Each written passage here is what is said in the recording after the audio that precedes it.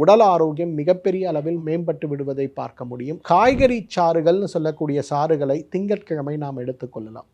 காய்கறி சாறுகள் அப்படின்னு வரும்போது பாகற்காய் சாறு, நூக்கல் சாறு அப்படின்னு சொல்லக்கூடிய எந்த காய்கறியாக இருந்தாலும் ஒரு 50 கிராம் அளவுக்கு காய்கறிகளை எடுத்து அதில் ஒரு 100 மில்லி வெந்நீர் சேர்த்து நன்றாக அரைத்து பிழிந்து எடுக்கக்கூடிய காய்கறி சாறை நாம் எடுக்கும்போது மொத்த உடலுமே சுத்தமடைவதை பார்க்க முடியும். இது திங்கட்கிழமை மட்டும் நம்ம பின்பற்றினால் போதும்.